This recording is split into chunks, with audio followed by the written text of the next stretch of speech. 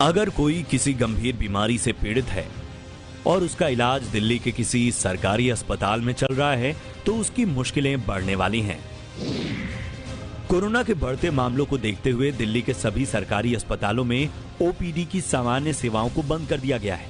AIIMS के trauma centre को भी कोविड सेंटर में बदल दिया गया है।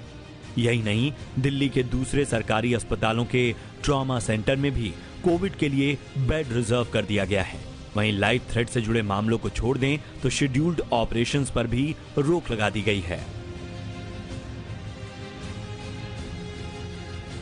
केंद्र और दिल्ली सरकार के इन पाबंदियों से कैंसर, किडनी, लीवर जैसी दूसरी गंभीर बीमारियों से गुजर रहे लोगों को बहुत दिक्कत होने लगी है। हालांकि कुछ शर्तों के साथ ये पाबंदियां लगी हैं, जैसे मरीज ऑनलाइन रजिस्ट्रेशन के जरिए ओपीडी की सुविधा ले सकता है और क्रिटिकल कंडीशन होने पर सीधे डॉक्टर को दिखा सकता है। लेकिन इन रियायतों की जमीनी हकीकत कुछ और ही है।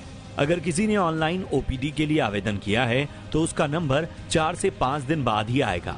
नंबर आ भी गया तो गंभीर स्थिति होने पर उसे डॉक्टर से सीधे कंसल्टेशन के लिए भी हफ्ते से भी अधिक का समय लग सकता है।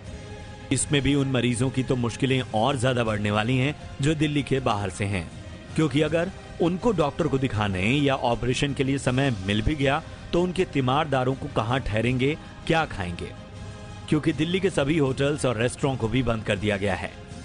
ऐसे में दिल्ली में ये पाबंदियां तर्क संगत नहीं है, क्योंकि गंभीर बीमारियों से जूझ रहे मरीज कोरोना से तो बच जाएंगे, लेकिन दूसरे संक्रमण की गिरफ्त में आने से उनकी जान पर बन सकती है। कोरोना के बढ़ते मामलों को देखते हुए देश के दूसरे राज्यों में भी सख्ती बढ़ा दी गई है। इन पाबंदियों के बीच महाराष्ट्र सरकार ने ओपीडी जैसी जरूरी हेल्थ सर्विसेज को जारी रखा हुआ है। ऐसे में दिल्ली में भी सरकारी स्वास्थ्य सेवाओं पर पाबंदी लगाने की बजाय दूसरे विकल्पों पर जोर देना चाहिए, क्योंकि दिल्ली में लागू नियमों को देश के दूसरे राज्य भी फॉलो करते हैं।